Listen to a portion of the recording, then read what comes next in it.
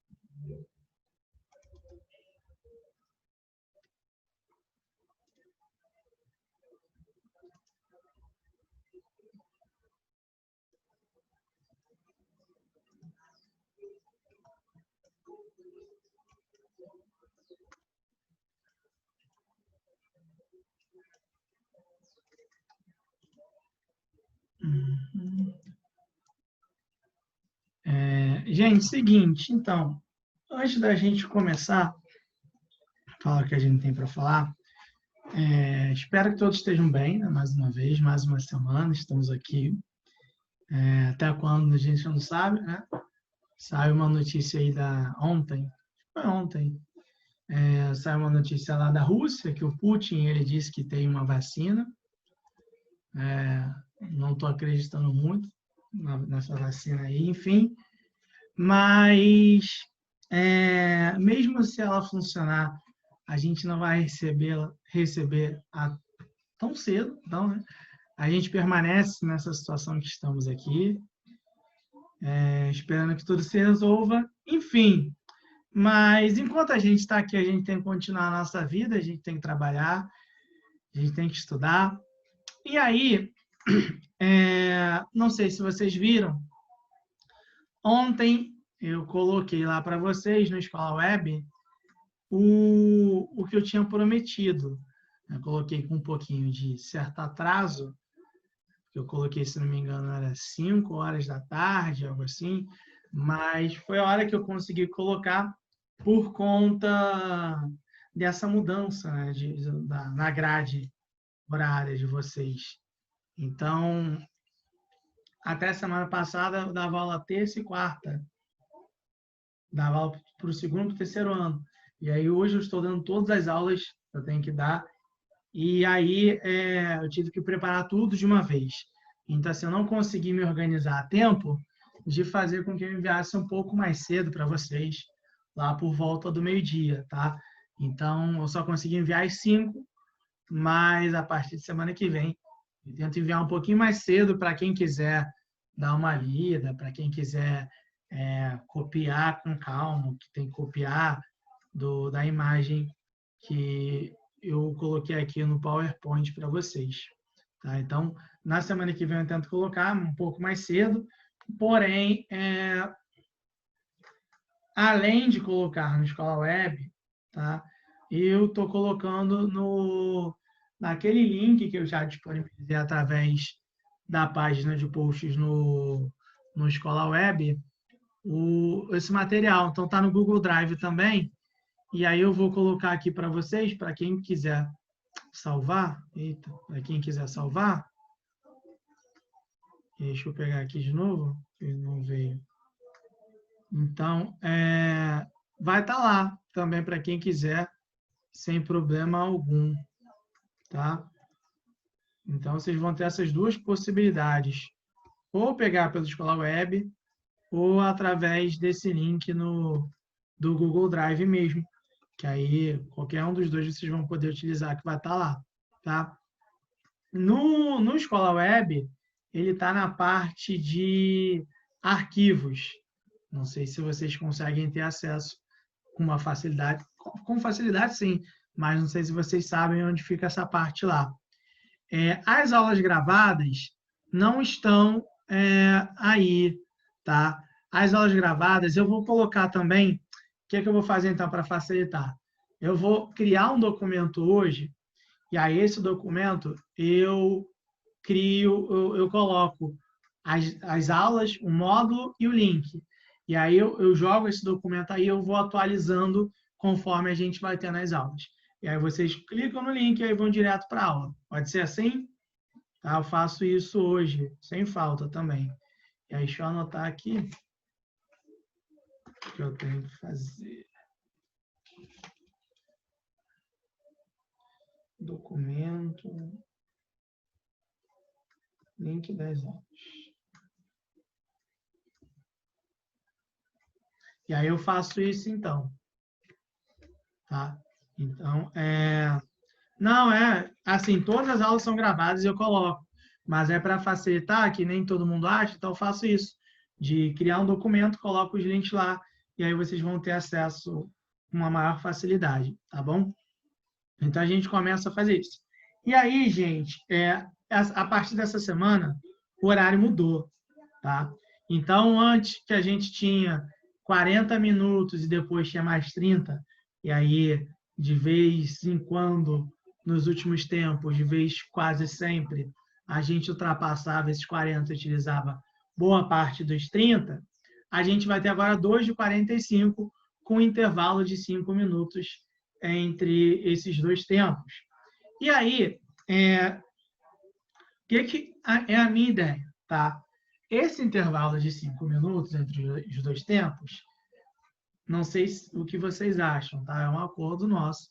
A gente, ao invés de fazer esse intervalo, a gente passa ele, tá? E aí, no fim, vocês, ao invés de 5 minutos entre a minha aula e a próxima, vocês vão ter, na realidade, 10. O que vocês acham disso? E aí, além disso, tá? Além disso, eu também não vou ficar falando, né, os dois tempos de 45 minutos sem parar. Né? Por mais que eu goste de falar, né, e às vezes eu perco o controle, a minha ideia não é essa. Então, qual é a minha proposta? Tá? A minha proposta é sempre nesses primeiros 45, né, a 55 minutos, vamos colocar assim, no máximo, eu falar o que eu tenho para falar com vocês. E aí, no restante, a gente vai e faz uma listazinha de exercícios, 5 exercícios no máximo, em relação ao que a gente trabalhou aqui.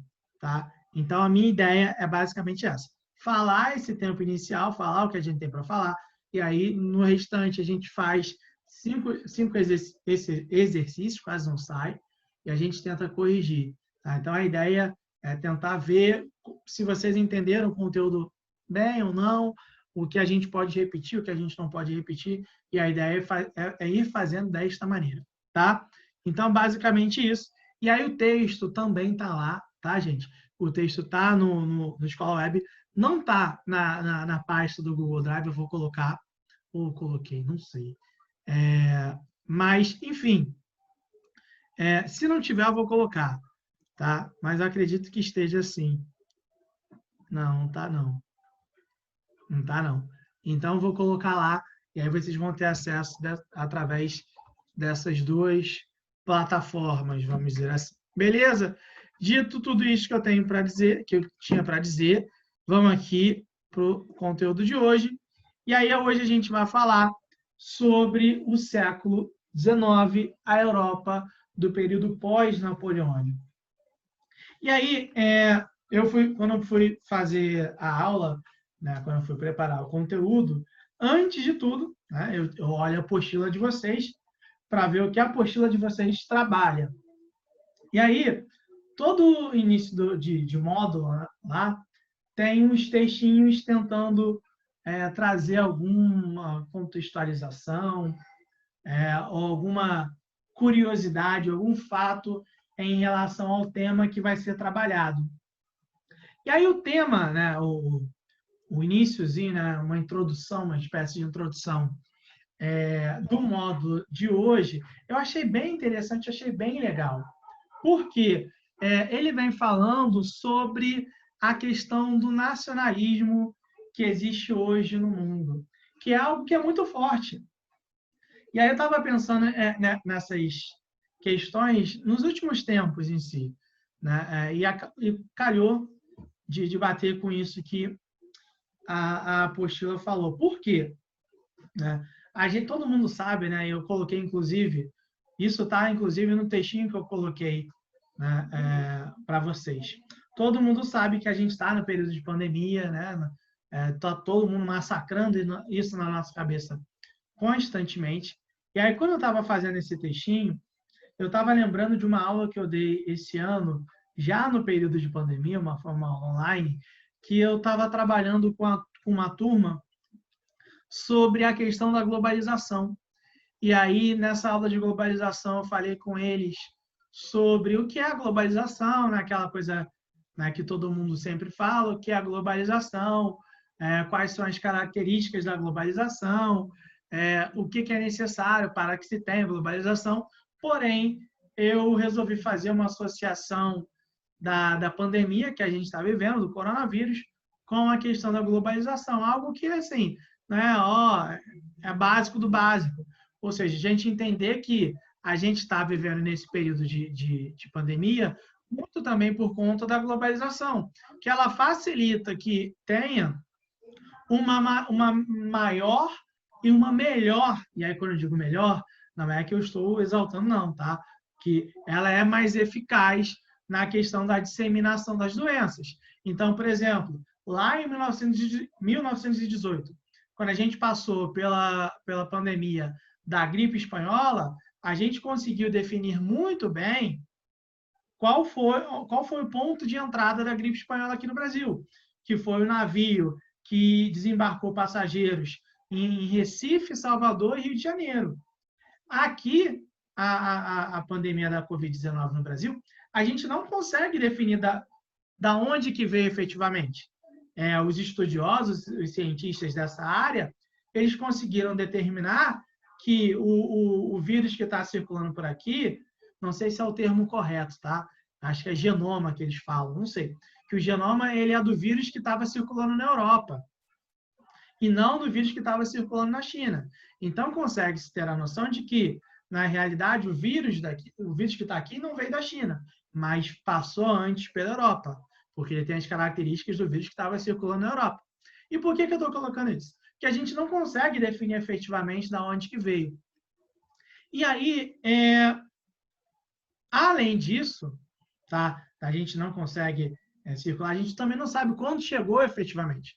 Porque eu já vi estudos se não me engano, da Universidade de Santa Catarina, de uma das universidades de Santa Catarina, que falam que acharam o vírus no esgoto em novembro, do esgoto de novembro de 2019.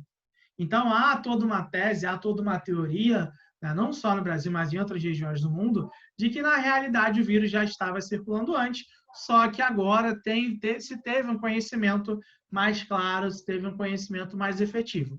E aí, no início da pandemia, a gente viu que uma das principais soluções encontradas, ou uma das tentativas de solução encontradas para tentar dar um controle, para tentar limitar a disseminação do vírus, foi o fechamento de fronteiras. Então, a gente viu que a Europa, por exemplo, fechou as fronteiras. A gente viu que os Estados Unidos fechou as fronteiras. O Brasil, depois de um tempo, também fechou as fronteiras. E alguns países ainda estão com fronteiras fechadas para passageiros, para turistas de determinadas localidades. Então, por exemplo, vários países do mundo, o brasileiro ele não pode entrar, a não ser em casos bem específicos. ou tem brasileiro que está tentando entrar em outros países, que primeiro passa um período num país que ele vai ser permitido de entrar no país que ele tem o objetivo de entrar efetivamente. Mas por que eu estou falando isso? Por maneiro que uma das soluções, uma das buscas tenha sido o fechamento de fronteiras com esse intuito. No entanto, o que a gente está observando? É que esse fechamento de fronteiras ele está sendo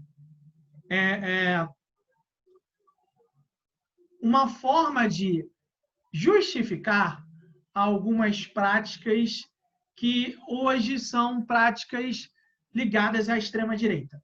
Tá? E por que eu estou falando em práticas ligadas à extrema-direita? Porque elas vêm com uma ideia de um conservadorismo. Ou seja, a extrema-direita ela preza pela ideia de ser conservadora. E aí, esse conservadorismo que a gente coloca, geralmente é um conservadorismo que ele tem como base, que ele tem como ideia a questão de que hoje o que existe de multiculturalismo, uma suposta multiculturalidade, a ideia de que o mundo é multicultural, que na realidade para mim não é, ele é o grande responsável pela degeneração da sociedade, do modo de vida ocidental. Então, hoje a gente está vendo crescer com muita força a ideia, né, do conservadorismo no mundo. Sendo que é um conservadorismo que ele tem algumas características muito associadas a um fascismo, a uma extrema-direita. Por exemplo, a gente vê, no caso da França, uma pessoa que é muito forte, que é a Le Pen, né, que é inclusive a imagem da apostila de vocês. E aí a Le Pen é extrema-direita, ela defende, né, algumas coisas que têm um teor xenófobo muito grande. A gente vai ver outros nomes, por exemplo, na Polônia, tem um governante também, não lembro agora o nome dele, foi reeleito há pouquíssimo tempo, ele tem uma base pensando nisso. Na Hungria, o Viktor Orbán. Então, a gente vê uma série de nomes que trazem para isso. Mas por que eu estou falando de conservadorismo? Por que eu estou falando no momento atual? Porque essa ideia que existe muito hoje de conservadorismo ligado ou tendo alguma relação com o nacionalismo não é recente. Tá? Ela não é recente. A ideia do conservadorismo que existe hoje é um conservadorismo ligado muito à ideia de nacionalidade. Ou seja, a gente tem que proteger, a gente tem que exaltar ao máximo possível os valores nacionais, porque a ideia da globalização ela está rompendo com isso, ela está acabando com esses valores morais da sociedade. É uma ideia que hoje existe que tentam relacionar a ideia do globalismo. Só que o conservadorismo, nem sempre na história, principalmente na história europeia, ela é ligada, tá? O conservadorismo é ligado, perdão, com a ideia do nacionalismo. Durante um período da história, a gente viu que o conservadorismo ele estava em um movimento, em um lado oposto à ideia do nacionalismo. Então, eles se chocaram em algum momento da história. E é esse momento aqui que a gente vai ver. Por quê? Quando a gente fala da Europa do século, ou a gente fala do século XIX como um todo, a gente está falando de um século que é marcado por uma série de transformações que estão vindo desde lá do fim do século XVIII. E que transformações são essas que eu estou falando aqui? Do Iluminismo, da Revolução Francesa, do período napoleônico, ou seja, de tudo aquilo que a gente falou nas últimas aulas.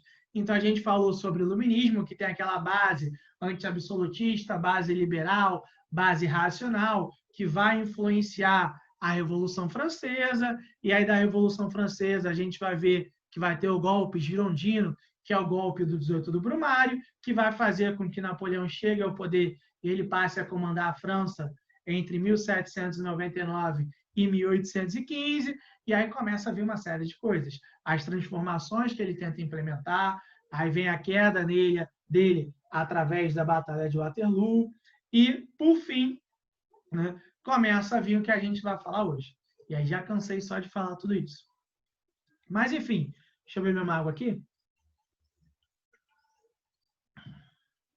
Mas, enfim, o que eu estou querendo dizer com tudo isso?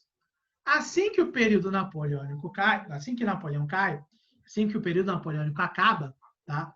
Havia uma necessidade muito forte por parte das monarquias absolutistas, como eu coloquei aqui, de tentar eliminar os resquícios da Revolução Francesa. Então, qual é a ideia que começa a surgir? Começa a surgir um pensamento muito forte que, beleza, aconteceu a Revolução Francesa, a Revolução Francesa tinha como seus ideais, ou seu ideal, a ideia do liberalismo. Inicialmente, vamos pensar como a ideia do liberalismo. E aí, esses ideais eles se fizeram na prática, efetivamente. Derrubou-se a monarquia absolutista na França, se implementou um período de república e depois da república se implementou um período imperial. Mas esse império que a gente viu na França foi um império que seguia características que tinha objetivos voltados para uma mentalidade capitalista, para uma mentalidade liberal.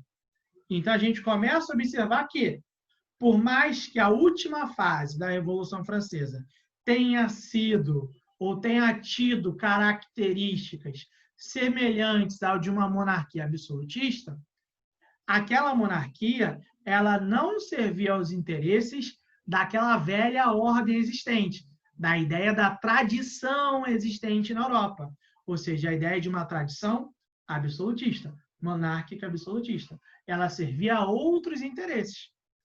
E aí, quando eles conseguem derrubar Napoleão, a figura de Napoleão, isso era algo simbólico para eles. Porque eles começam a observar, eles começam a pensar que a Europa ela vai passar por um período de retorno ao conservadorismo. Vai passar por um período de retorno à sua época clássica. Só que quando a gente fala de época clássica, a gente está colocando o clássico para eles, não o clássico para todo mundo. É a mesma, e isso é importante da gente sempre pensar, porque toda vez que a gente fala algumas coisas na história, a gente sempre tem que deixar claro para quem. Né? Por que a gente tem que deixar claro para quem? Porque é a mesma coisa que eu pensar que música clássica não pode ser um funk, que é um exemplo bem ridículo, bem básico. Depende de cada pessoa, depende de cada grupo. Para um determinado grupo da sociedade, o funk pode ser música clássica. E a música que a gente tem como clássica, que é instrumental, né, apenas instrumental, ela não é nada. Ela pode ser baixa cultura, como gostam de definir. Eu odeio esses termos alta e baixa cultura. Mas, enfim, pode se definir dessa forma. Então, o que a gente coloca aqui é que as antigas monarquias, elas entendem que o momento pós-Napoleão era de tentar retomar, de fazer com que a Europa retornasse a um período clássico. Esse período clássico é de controle, novamente, das monarquias absolutistas. Mas, para isso acontecer, primeiro você precisava eliminar qualquer resquício que leve a alguma associação à Revolução Francesa. E aí, quais são os principais resquícios que vão começar a ter nesse contexto? Primeiro, a ideia do liberalismo, ou seja, que a gente já está cansado de falar. A ideia do liberalismo vai ser um dos objetivos no qual a gente tinha que eliminar. E o segundo vai ser a ideia do nacionalismo. Com a Revolução Francesa, com o período napoleônico, a gente vai ver que em diversas regiões vai crescer, vai nascer e vai crescer com grande força a ideia de um nacionalismo, a ideia de construção de uma nacionalidade, de um Estado-nação. E aí, né, só para a gente lembrar, o que é uma ideia de uma nação? Para você ser uma nação, você não precisa ter um local físico estabelecido. Porque quando a gente fala de nação, a gente fala de um grupo de pessoas, tá?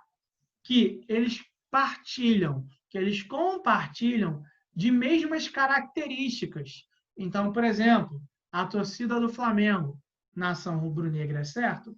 É certo, tá? Por quê? Por mais que eu seja torcedor do Flamengo, eu não conheço os 40 milhões de torcedores do Flamengo. Mas eu entendo que eu tenho características, que eu tenho algumas semelhanças com eles, como o fato de torcer pelo mesmo clube e buscar sempre os mesmos objetivos para esse clube. Então começa a surgir na Europa essa ideia de nacionalismo cada vez mais crescente.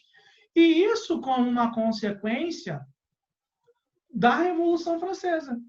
Então, o que os caras começam a fazer? Temos que combater isso. E é isso que a gente vai começar a fazer. Por isso, a gente vai notar que vai surgir com grande força todo um movimento voltado para o retorno de um conservadorismo, logo após o período que Napoleão sai do poder. Então, Napoleão sai do poder em 1815, e aí, entre setembro de 1815 e fevereiro de 1816, mais ou menos nesse período, vai se organizar o Congresso de Viena. Quem é que vai organizar o Congresso de Viena? Rússia, Prússia e Áustria. Tá? Esses três países, Rússia, Prússia e Áustria, eles organizam um congresso, tá? Que tem como grande objetivo, e aí quem está anotando aí, quem quiser anotar aí, é de retomar a velha ordem e restaurar o equilíbrio europeu. Então, o Congresso de Viena, assim que ele é criado, ele tem como objetivo de restaurar a velha ordem e reequilibrar a política na Europa. Então, esse é o objetivo.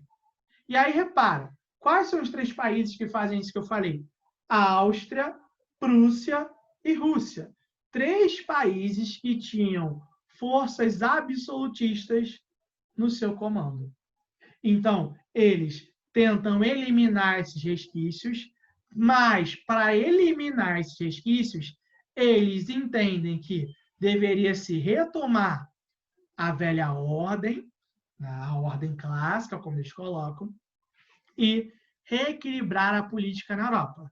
O que seria essa velha ordem? Aquilo que eu falei do absolutismo monárquico.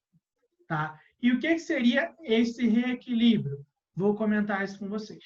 Tá? Então, em 1815, a gente começa a observar que eles têm esse objetivo. E aí o Congresso de Viena ele é marcado por dois grandes princípios. O primeiro é o princípio das legitimidades e o segundo é o princípio das compensações. Tá?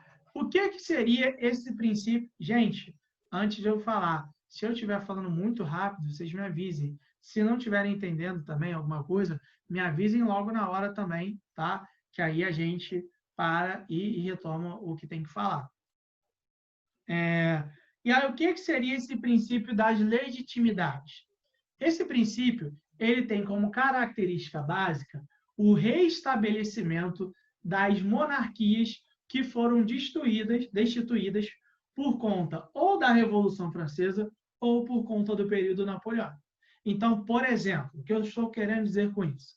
Durante a Revolução Francesa, a gente vai observar, e a gente observou, que os Bourbon eles foram destituídos do poder. Então, lá tinha o Luís XVI, e aí, quando começou a Revolução Francesa, a monarquia foi extinta na França, os Bourbon, obviamente, perderam o poder. Agora, com o Congresso de Viena, o que vai ser feito? Eles vão ser restituídos ao poder. Ou seja, a França passa a ser comandada novamente pela dinastia dos Bourbon. Porque os governantes legítimos eram os Bourbon. Então, havia essa ideia da legitimidade. A mesma coisa vai acontecer com qualquer dinastia que perdeu o seu poder por conta das invasões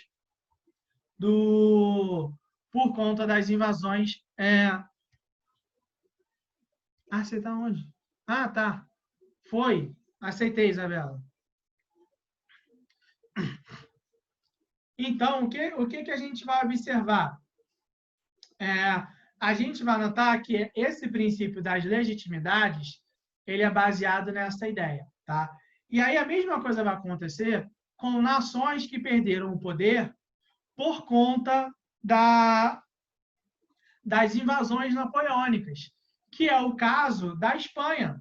Na Espanha, quando estava passando pelo período napoleônico, a gente vai notar que eles também vão perder, a dinastia que estava lá vai perder o poder, e agora, com o fim do período napoleônico e o Congresso de Viena, a antiga dinastia francesa também vai assumir o poder lá, que no caso vai ser os Bourbon também. Então, os Bourbon eles vão voltar a comandar a França e a Espanha. No caso da Espanha, vai ser a figura do Fernando de Bourbon. Então, o que a gente começa a observar? Que esse princípio das legitimidades está associado a restabelecer o controle das dinastias que detinham o poder antes da Revolução Francesa e antes do período napoleônico, e que perderam seus poderes por conta dessa questão. E aí, vamos lá. Mas durante a Revolução Francesa e durante o período napoleônico, houve a morte de um rei, e aí não tinha herdeiro e passou para uma outra dinastia. Aí não tem nada a ver.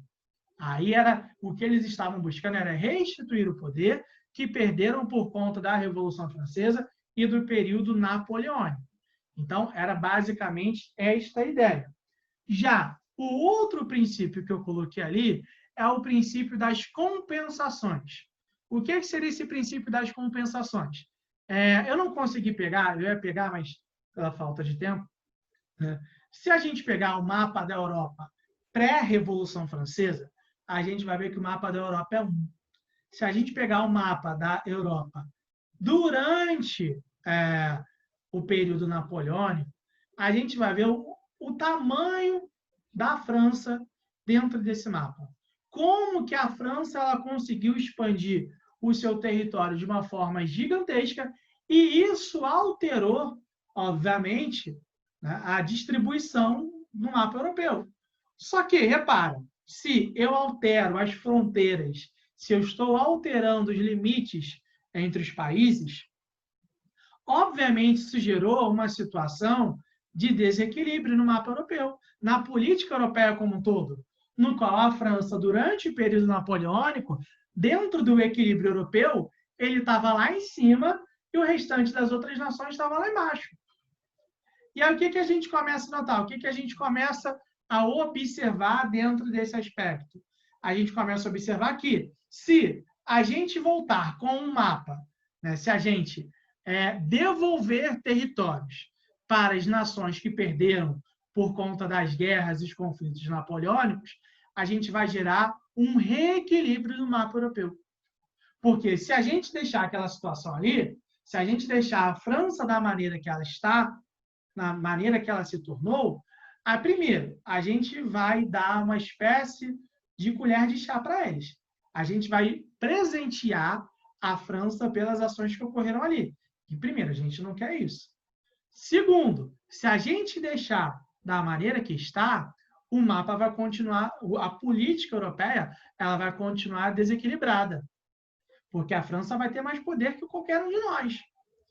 E, terceiro, nós queremos ter a possibilidade de expandir poder. Então, a gente quer expandir o nosso poder. E aí, se a gente quer expandir o nosso poder, como que a gente pode fazer isso? Vamos redistribuir os territórios no continente europeu. Os territórios que foram tomados, vamos redistribuir. E aí, alguns territórios voltam a ser de algumas nações que já eram anteriormente. Só que essas nações que estão controlando esse processo, eles também vão pegar alguns territórios para eles.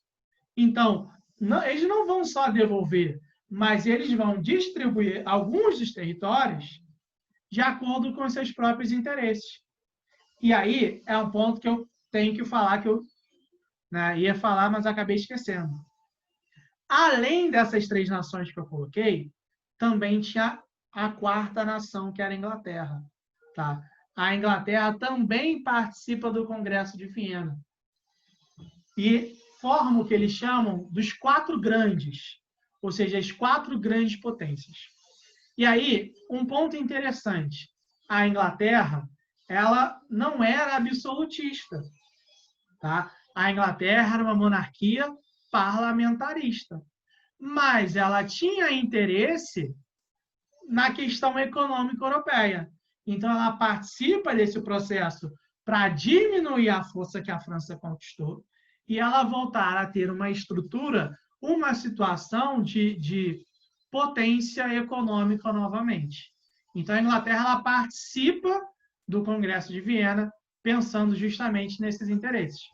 E aí, quando a gente chega nesse princípio das compensações, a gente vai ver que esse princípio ele vai redistribuir os territórios, porém, além disso, ele vai fazer com que a França volte a ter o seu território pré-1792, pré os momentos de maior ação da Revolução Francesa. Então, a França, que conseguiu expandir o seu território, ela volta a ter o mesmo tamanho de pré-Revolução Francesa e ela ainda é ocupada militarmente por cerca de 3 anos. Tá? Então, o Congresso de Viena, assim que ele surge, ele vem baseado nessas características, no princípio das legitimidades e no princípio das compensações. Tá? Cada um com essas características que eu coloquei. Das legitimidades, fazer com que o poder retornasse às antigas dinastias. Princípio das compensações, redistribuir o mapa, os territórios no mapa europeu, para tentar reequilibrar, tá, a política europeia. Até aqui, gente, alguma dúvida ou não? Sinaliza para mim, por favor. E aí, prosseguindo, não bastava, tá, apenas fazer o Congresso de Viena. Por si só, aquilo ali já não atendia às necessidades. Por quê? O ideal, os ideais da Revolução Francesa, eles permaneciam vivos. Eles permaneciam vivos. Era necessário para, além de tomar essas medidas, se organizar do ponto de vista militar para evitar e para controlar qualquer movimento que seguisse algum tipo de ideal semelhante, próximo aos da Revolução Francesa. Então, qualquer movimento liberal, qualquer movimento nacionalista, era necessário ser combatido. Só que você não ia combater isso apenas através da ideologia. Você ia combater isso do ponto de vista militar. Então, o que a Prússia, a Rússia e a Áustria fizeram? Eles resolveram organizar o que eu coloquei aqui, a Santa Aliança. A Santa Aliança era uma organização militar que tinha o intuito de ocupar territórios que começassem a passar por movimentos liberais ou movimentos nacionalistas. Então, esse era o grande objetivo deles.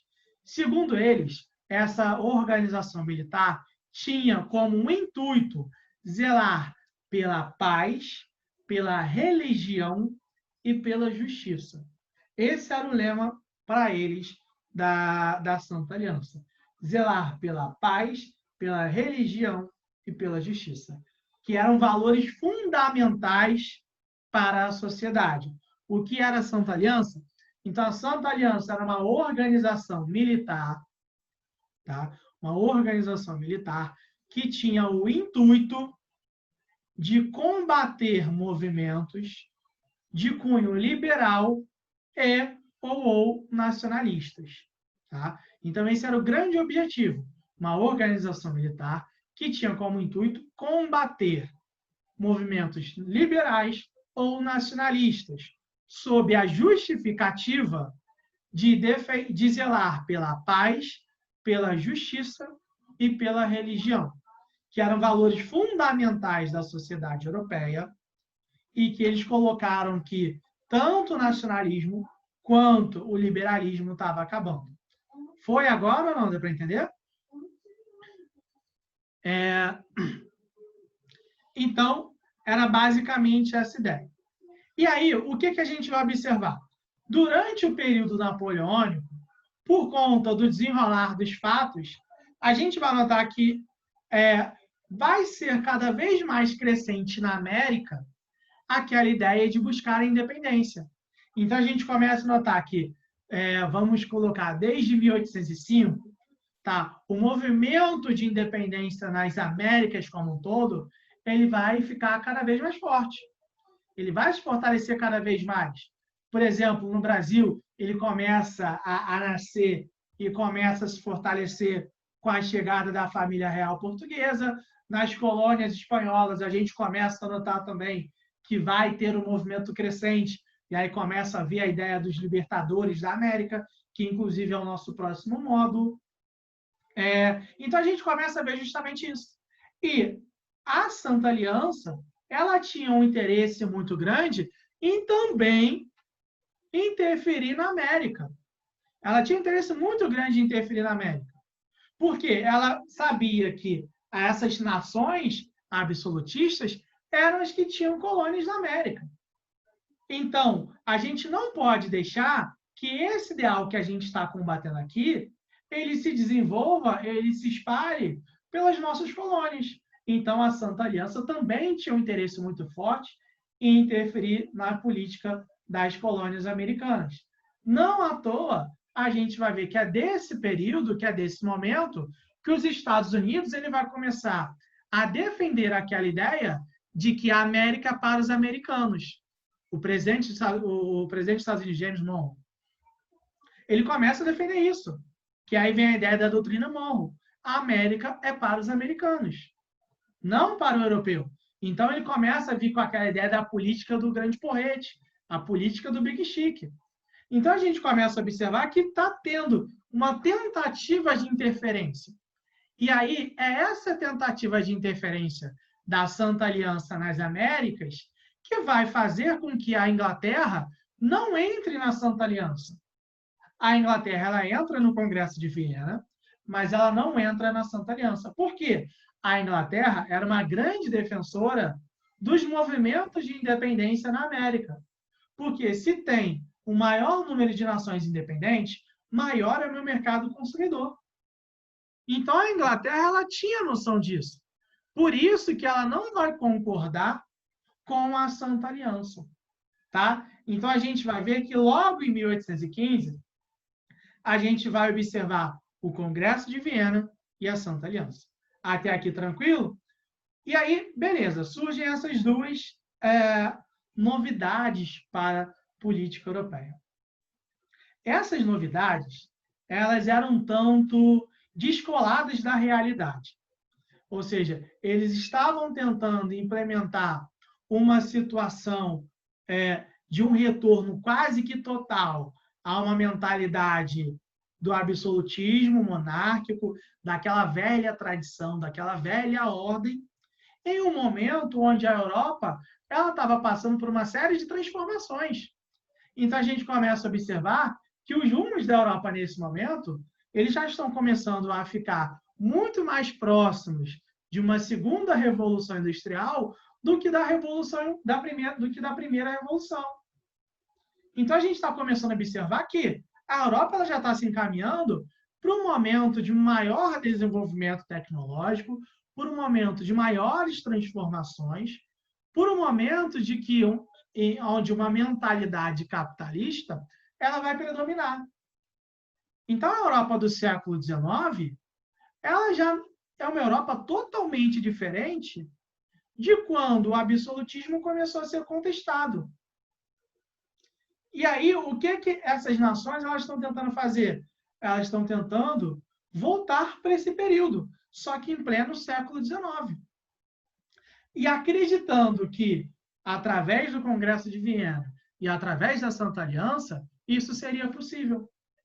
Então, eles estavam com propostas e com uma mentalidade totalmente descolada da realidade. E aí, já no início da década de 20, a realidade fez o favor de mostrar como que tudo estava acontecendo no continente europeu.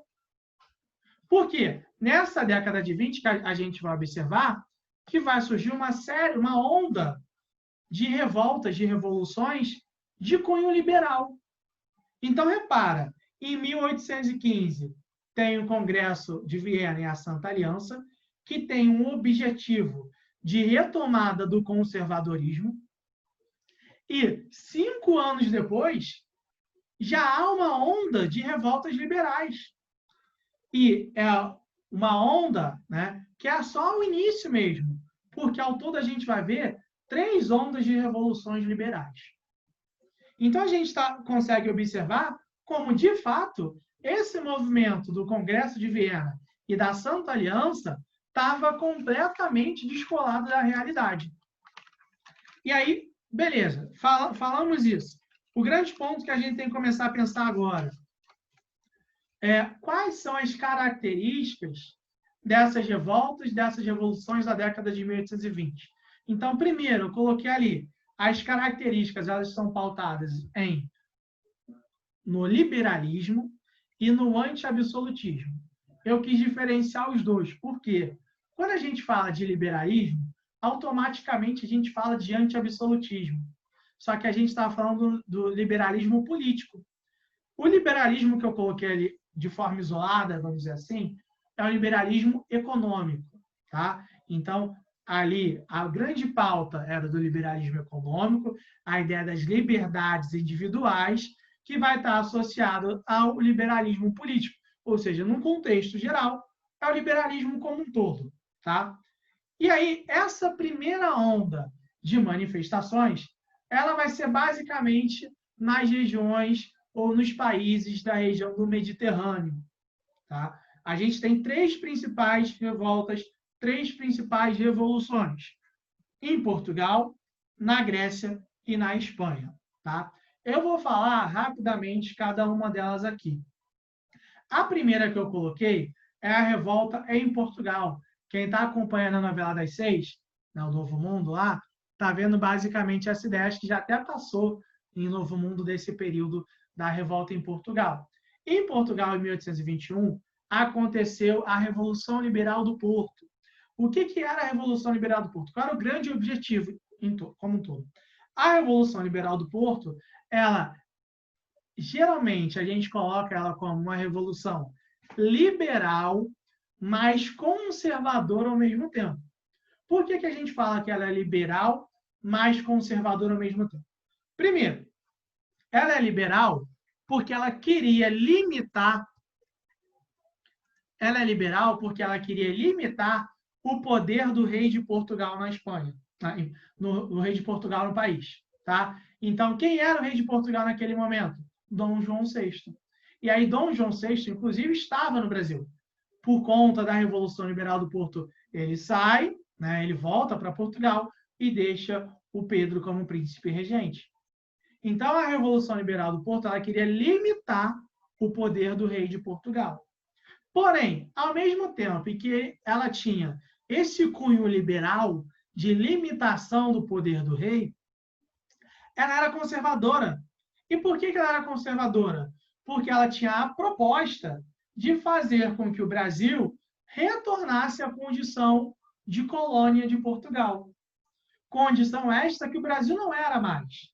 Desde 1815, o Brasil ele já fazia parte do Reino Unido, de Portugal e Algarves. Então, ele tinha saído da condição de colônia e tinha passado à condição de Reino Unido.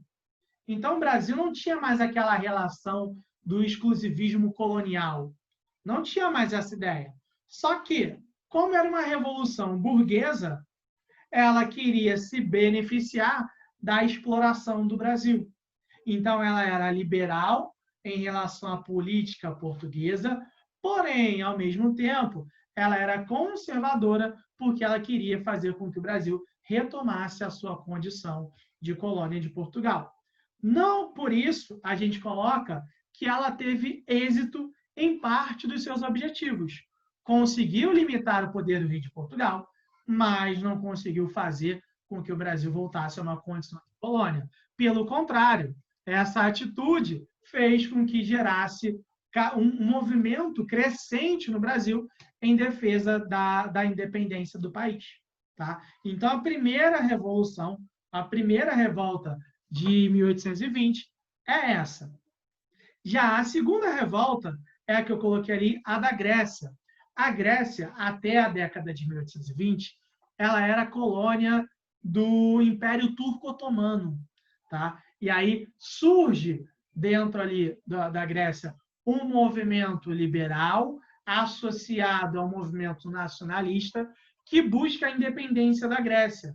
E aí, entre 1821 e 1828, a Grécia passa por uma guerra de independência com o Império Turco-Otomano e consegue se tornar independente de fato. Em 1828, a Grécia se torna um Estado-nação efetivamente. O grande ponto é a gente começar a pensar o seguinte: pô, a Santa Aliança tinha como um dos seus objetivos evitar movimentos de independência, que é o caso da América. Por que a Santa Aliança agiu na Grécia? E aí eu respondo para vocês: não, na realidade não. A Santa Aliança e as nações como um todo não se importaram muito com a independência da Grécia, porque eles entendiam que a independência daquela região ali não iria trazer maiores consequências, não iria gerar maiores influências para outros movimentos, para o surgimento de outros movimentos. Então, eles deixaram meio de lado, beleza. Se tornam independentes, tranquilo, não tem problema algum. Segue o jogo, tá? Então, a Grécia passa por um movimento e se torna independente lá após o fim dessa guerra com o Império Turco-Otomano. O último movimento que eu coloquei ali é o que vai ocorrer na Espanha. Esse movimento da Espanha a gente chama da Revolução de Cádiz ou de Cádiz, tá? A gente pode chamar dessa maneira. E aí, o que foi esse movimento? A gente vai notar que logo após o fim do período napoleônico, ou seja, em 1815, foi restituído ao poder na Espanha, como eu já tinha colocado a vocês, a dinastia dos Bourbon. O Fernando de Bourbon passou a comandar a política na Espanha. E aí, assim que ele reassume o poder, os Bourbon reassumem o poder, a gente vai notar que no território espanhol vai surgir um movimento de caráter liberal muito forte, que vai tentar impor aos Bourbon uma constituição que, obviamente, iria limitar o poder da monarquia dentro da Espanha. Durante esse processo, há uma série de repressões por parte dos Bourbon, ou seja, há um conflito armado dentro da Espanha, e em um determinado momento, a dinastia dos Bourbon alega que vai sentar para negociar com os revoltosos, com os liberais dentro da Espanha. Sendo que, quando ele fala isso, foi uma tática que ele encontrou para dar uma acalmada nos ânimos na Espanha, enquanto ele fazia negociações secretas com a Santa Aliança para atacar os revoltosos e ele conseguir exterminar esses movimentos liberais dentro da Espanha. E foi isso que ele fez.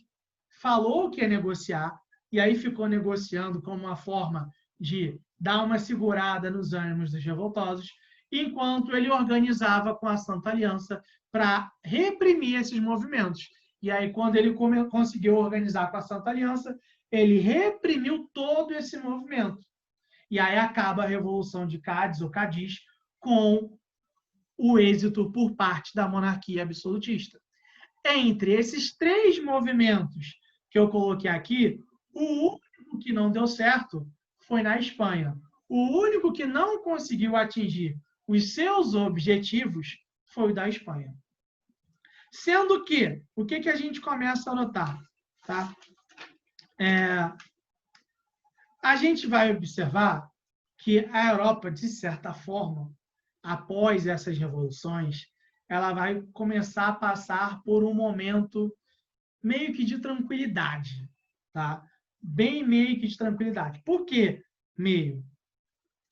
Porque a França, na França, começa a ter uma situação de caos novamente, uma situação de crise política. E essa crise política envolve, mais uma vez, a dinastia dos Bourbon. Como assim envolve a dinastia dos Bourbon? Vamos lá. Enquanto estava ocorrendo essa série de movimentações no restante da Europa, e aí chegou um momento que eles entraram num declínio, numa situação meio que de paz, a França, a situação estava começando a ficar tensa mais uma vez. Por quê? Em 1815, teve a queda do Napoleão. Quando Napoleão caiu, no lugar dele, como eu já tinha colocado lá no Congresso de Viena, voltou os Bourbon, na dinastia dos Bourbon, voltou a controlar, a comandar a política francesa. E aí, no lugar do Napoleão, vem a figura do Luís XVIII. Luís XVIII, que era irmão do Luís XVI, tá? o que foi guilhotinado. Assim que ele assume o poder, assim que ele assume o trono francês, imaginava-se que ele iria implementar uma monarquia aos moldes absolutistas, porque era nada mais natural que isso acontecesse. No entanto, o Luís XVIII ele vai adotar uma monarquia aos moldes de um despotismo esclarecido. E aí não sei se vocês vão lembrar o que é um despotismo esclarecido. Ou seja, o cara ele continua sendo monarca absolutista, porém ele absorve algumas características do movimento iluminista para o seu governo, para o seu reinado. Ou seja, ele não deixa de ser um déspota, só que ele é um déspota iluminado, ele é um déspota esclarecido.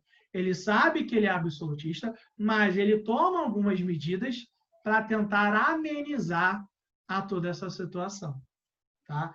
Então, era basicamente essa ideia que ele começa a fazer. Sendo que, quando ele começa a tomar essas medidas, os ânimos com quem fazia parte da ideologia liberal, eles estão acalmados. Então, assim, a França consegue viver numa relativa tranquilidade, pelo menos entre os anos de 1815 até 1824. Porque em 1824 o Luís XVIII vai morrer. Então, nesse período, a França conseguia viver uma certa estabilidade, uma certa tranquilidade. O único problema para o Luís XVIII, naquele instante aí, ou um problema mais forte, vamos colocar assim, era o movimento ultrarrealista. O que era esse movimento ultrarrealista? Era um movimento que tinha como grande objetivo a retomada da monarquia aos moldes absolutistas na França. Então, era toda aquela galera que fazia parte da nobreza que defendia uma monarquia absolutista semelhante à da época do Luís XVI. Então, era justamente esse o objetivo do movimento ultrarrealista. Então, enquanto Luís XVIII estava no poder, ele, em diversos momentos, teve que combater, ele teve que controlar o movimento ultrarrealista. E conseguiu êxito. O grande problema é que um dos seus irmãos, ele fazia parte do movimento ultrarrealista.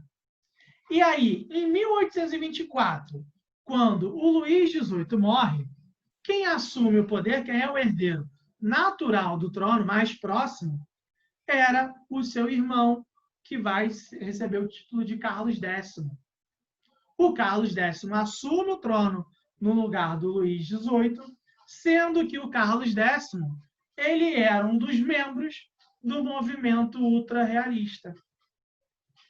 Ou seja, desde 1815, a França vinha passando por um processo de uma maior proximidade com o liberalismo.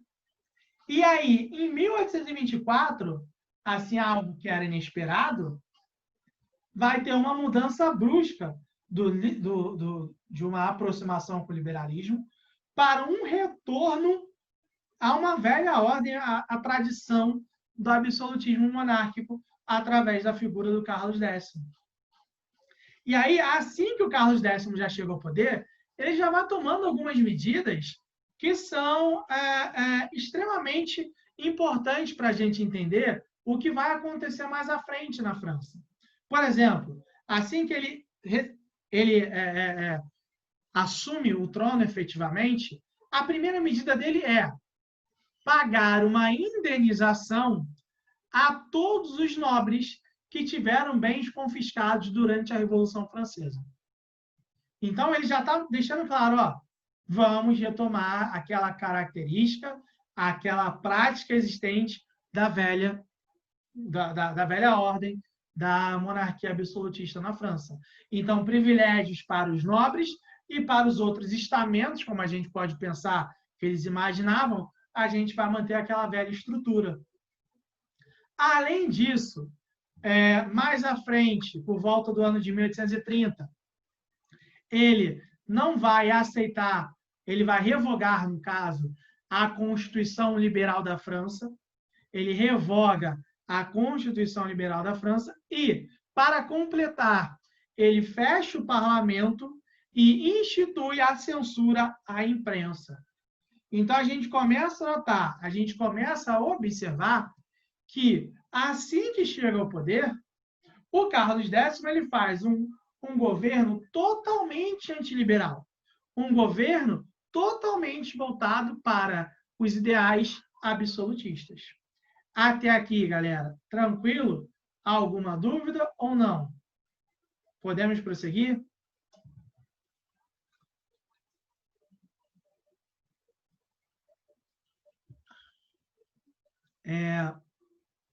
Tipo ditadura? Pode pensar, mas assim, se for escrever com esse nome, põe entre aspas, porque não era um termo que era utilizado efetivamente, tá? Mas você pode colocar tranquilamente uma monarquia absolutista, não tem problema. Mas se for melhor para tu lembrar através de ditadura, só põe entre aspas, porque esse termo ele não era utilizado, tá? E aí o Carlos X ele vai lá e faz justamente isso. Quando ele toma essas medidas em 1830, rapidamente isso faz com que a população vá às ruas protestar contra o seu governo, protestar contra, né, essa situação que ele está implementando na França como um todo. Só que quem vai às ruas principalmente faz parte das camadas mais populares, que são as camadas que estão sendo mais afetadas. Tá? Então, quem vai às ruas principalmente é o povão, os mais pobres. E aí eles começam a fazer uma série de barricadas pela cidade de Paris. Dentro dessas entre essas barricadas, eles começam a pegar móveis de casa, começam a colocar nas ruas, justamente para impedir que as forças governamentais conseguissem se deslocar com uma maior facilidade. Então, a gente começa a ver que a população vai fazer uma revolução nas ruas. Ela vai para as ruas mesmo. E vai para as ruas com o apoio das camadas médias urbanas. Ela vai com o apoio daquela galera que tem dinheiro, a burguesia francesa. E aí é que está um grande ponto interessante. Por que a burguesia da França apoia inicialmente esse movimento? Porque eles têm o mesmo inimigo. Eles também não concordavam com as práticas que o Carlos X estava implementando na França, porque ele era um rei totalmente antiliberal. Então, as elites econômicas, obviamente, não vão para as ruas fazer o que tem que se fazer, mas vão dar um apoio, vão dar um suporte. E esse suporte e essa movimentação nas ruas é tão intensa que, depois de 3 dias, o Carlos X ele abdica o trono. Ele sai do trono. E aí é que está o grande ponto.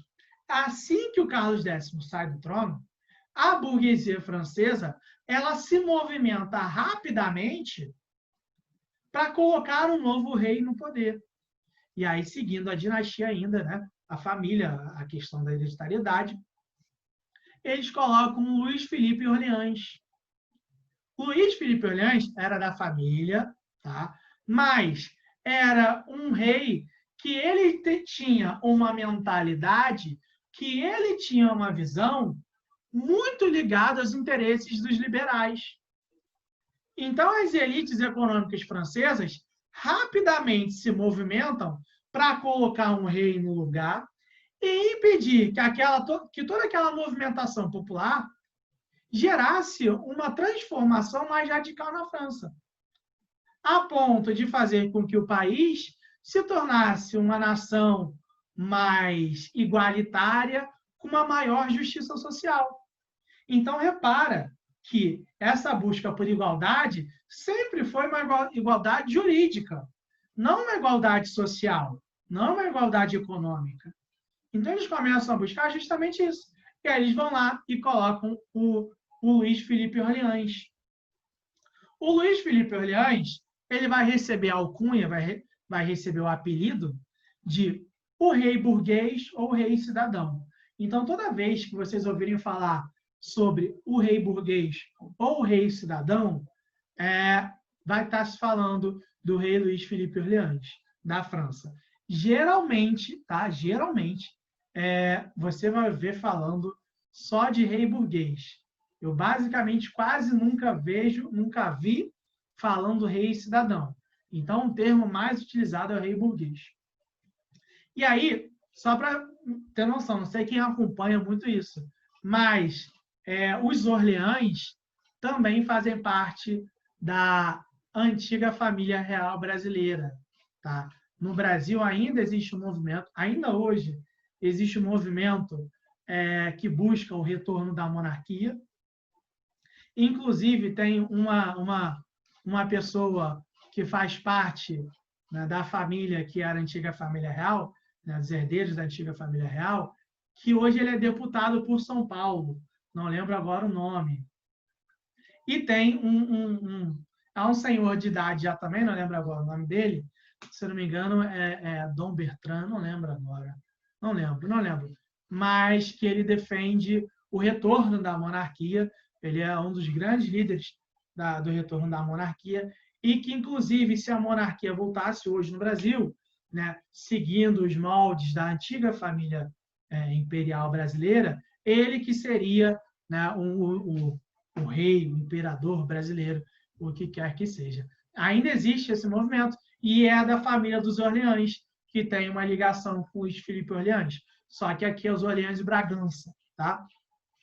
E aí, o Luiz Felipe Orleans, ele assume o trono na França e ele é taxado do rei burguês. E aí, por que ele é taxado do rei burguês? Porque durante o seu reinado, durante o seu mandato, né, vamos colocar assim, que não é nem a palavra certa, mandato, ele vai fazer um reinado muito mais voltado para os privilégios e para os interesses da classe burguesa.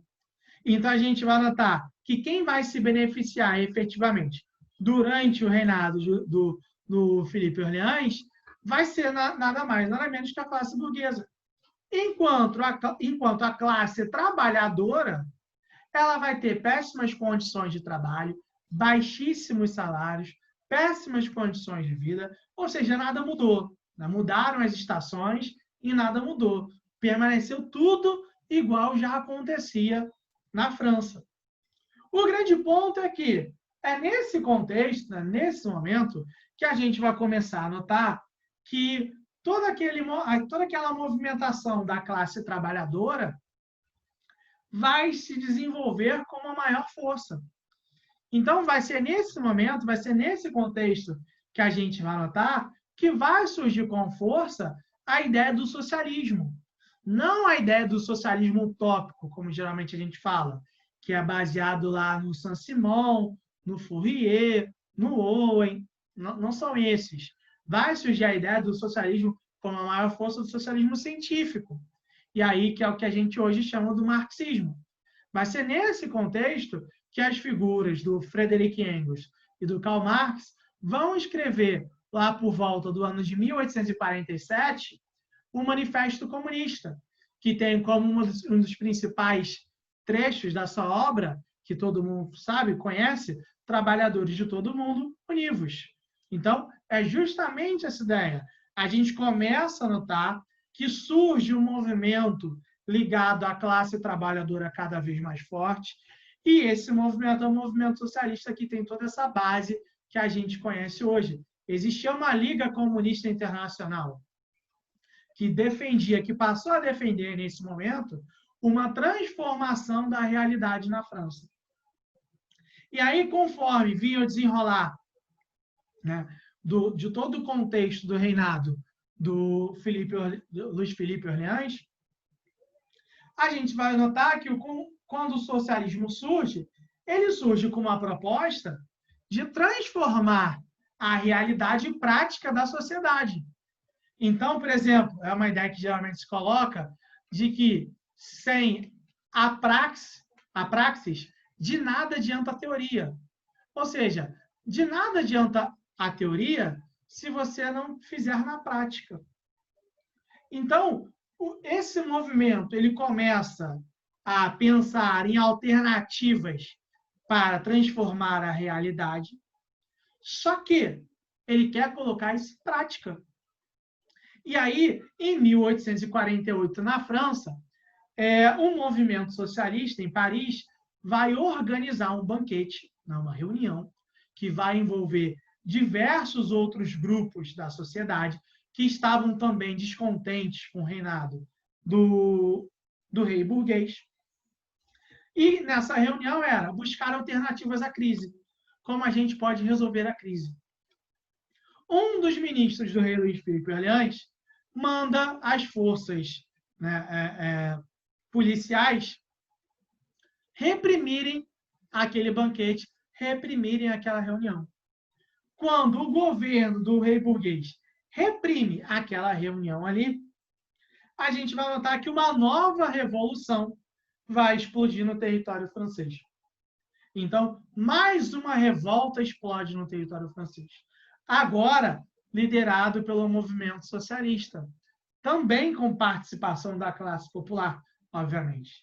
Tá? Então, o movimento socialista ele consegue fazer uma revolução, e aí, mais uma vez, a população vai às ruas na França, e 3 dias depois, o rei burguês, o rei Luís Felipe Orleans, ele renuncia ao cargo. Tá? Ele abdica ao trono, perdão. Ele abdica ao trono. Quando ele abdica ao trono, a gente vai notar que a França ela vai passar por uma transformação radical, por uma mudança estrutural mais uma vez. Eles vão acabar com a monarquia na França, de novo vão acabar com a monarquia na França, e vão criar a Segunda República Francesa. Essa Segunda República Francesa, né, tem esse nome porque a primeira foi lá durante o período dos jacobinos, não sei se vocês vão lembrar. Então, quando os jacobinos assumiram o poder lá em 1792, eles já haviam feito a Primeira República Francesa. Agora eles estão fazendo uma Segunda República. Inicialmente, ela tem um governo provisório. Então, esse governo provisório assume o poder, começa a implementar algumas medidas. No entanto, essas medidas, para elas serem válidas efetivamente para a França, a partir de então, e começar a ser o padrão na França, elas deveriam passar por uma votação popular.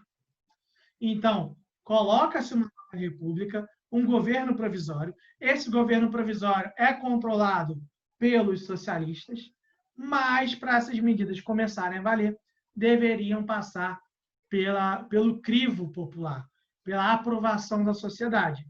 E aí, na votação, havia outros projetos de sociedade, de organização da sociedade.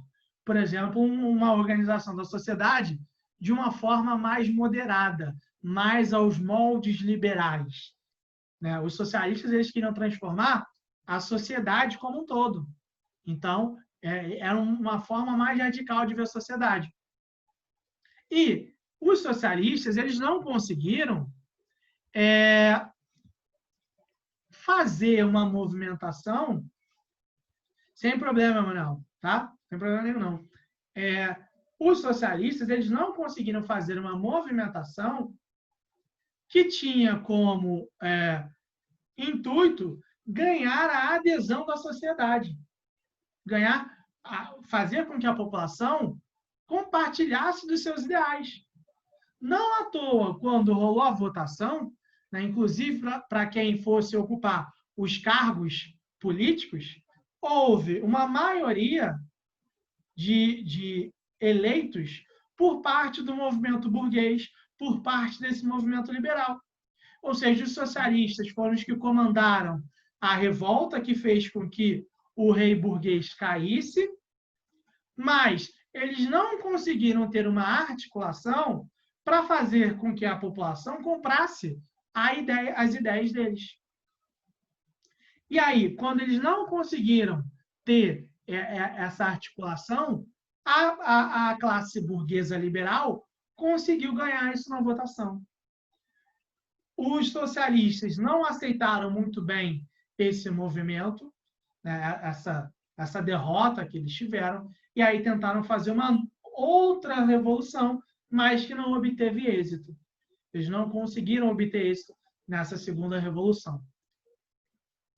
Alguns meses depois, né, quando a situação estava começando a se estabelecer,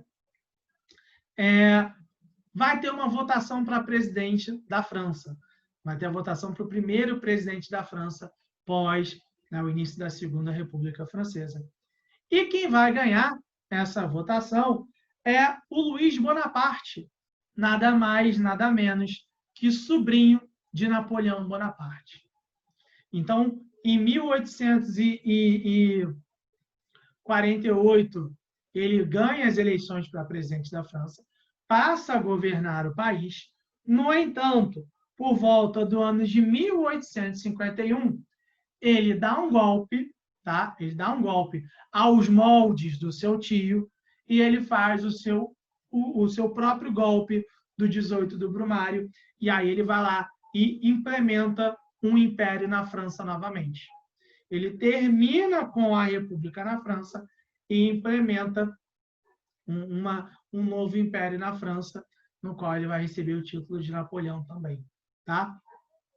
E aí, o que a gente tem para falar hoje vai terminar aqui no mandato, né, no golpe do 18 do Brumário, do Luiz Bonaparte, que inclusive virou um livro, o Marx escreveu um livro sobre o golpe do 18 do Brumário de Luiz Bonaparte.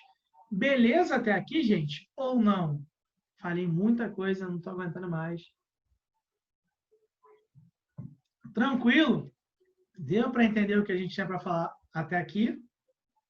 Suave, né? E aí, olha só. Vamos lá. São que horas? 11h06. Né? A aula de vocês, na prática, né, iria até 11h25, tá? Só que é aquilo que eu falei, a gente não parou para o intervalo, então eu falei que na realidade vocês teriam 10 minutinhos, então a gente vai até 11h20, né?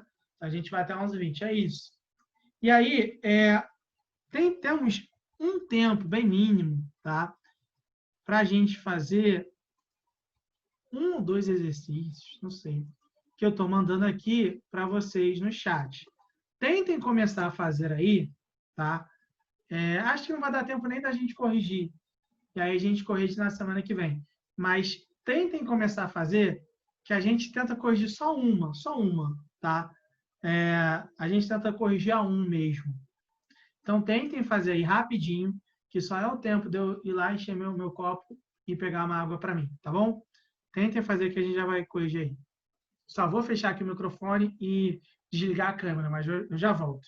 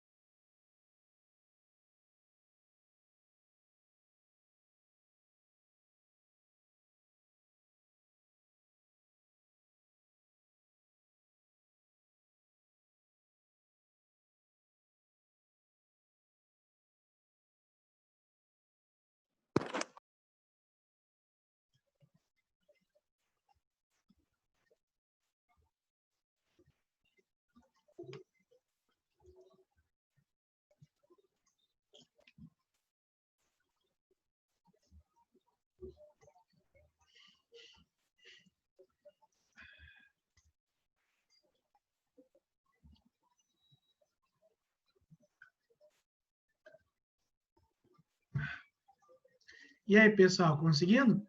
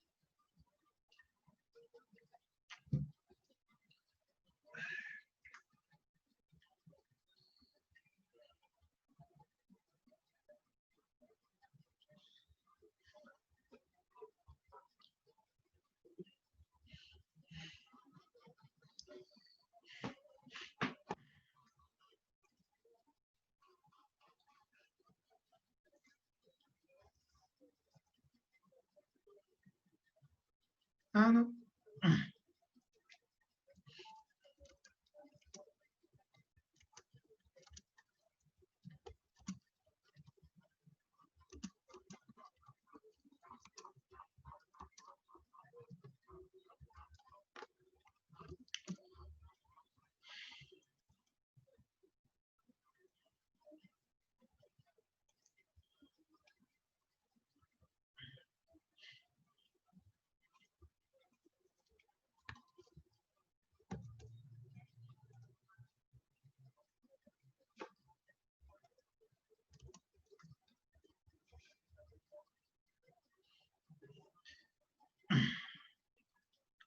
Vamos lá, gente, rapidinho então aqui. A gente corrige essa e a gente encerra por hoje.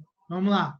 Seguinte, a 1 está aqui. Os soberanos do antigo regime venceram Napoleão, em que eles viam o herdeiro da Revolução.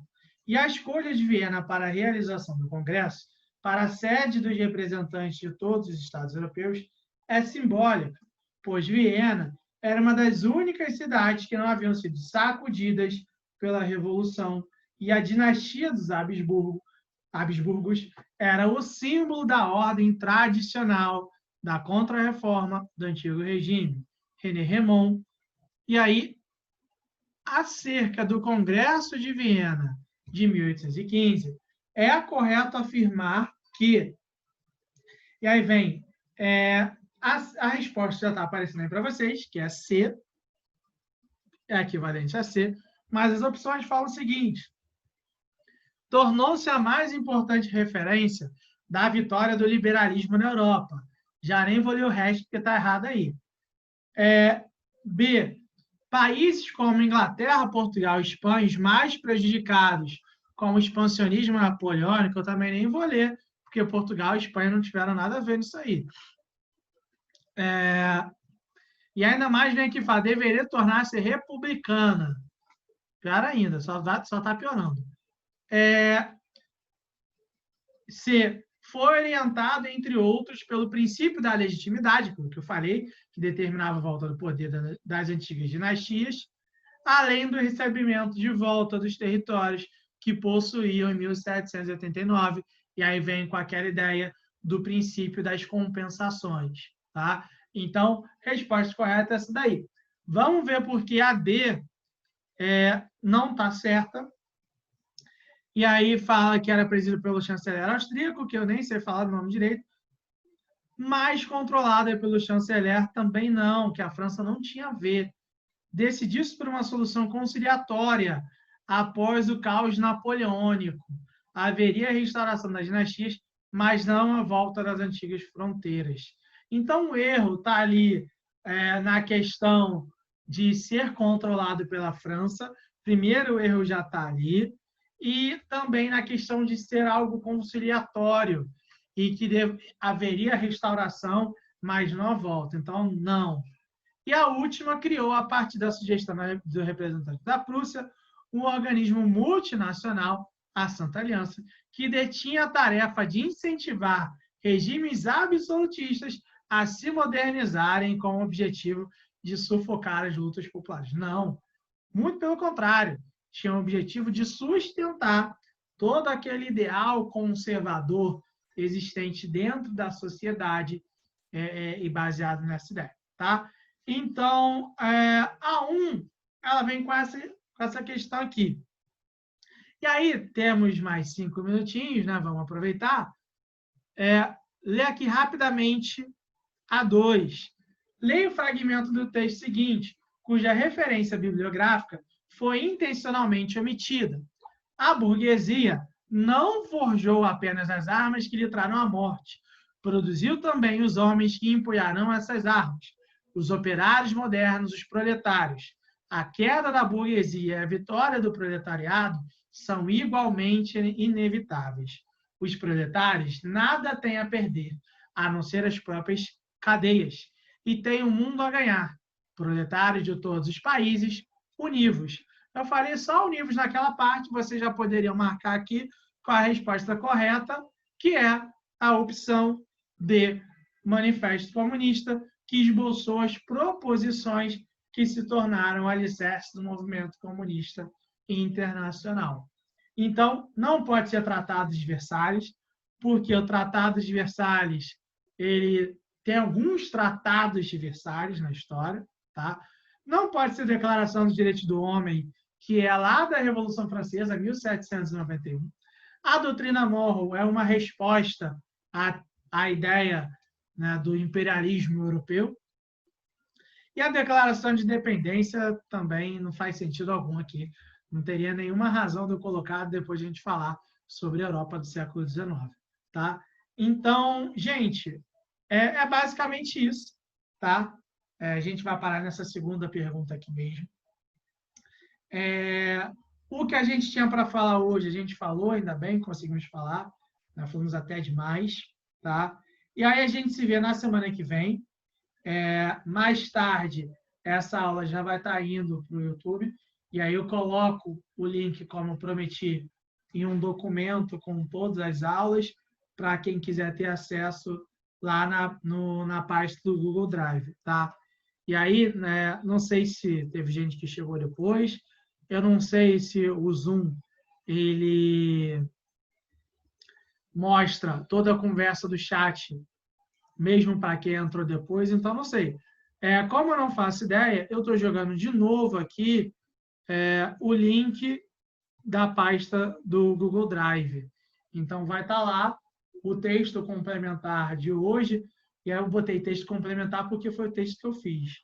Né? Essa imagem já está também, e aí, a partir da semana que vem, eu vou me esforçar o máximo possível para enviar para vocês o que tem que mandar até segunda, meio-dia, para quem quiser já copiar no caderno, para quem quiser imprimir, para quem quiser ler, e por aí vai. Beleza, gente? Então, tá aí, ó, o link da parte do Google Drive, e a gente se vê na semana que vem, nesse mesmo horário, nesse mesmo canal. Tá bom, gente? Tchau, tchau. Beijo e abraço para todo mundo. E um bom fim de semana, né? Porque eu não vou ver vocês até semana que vem. Tchau, tchau, gente.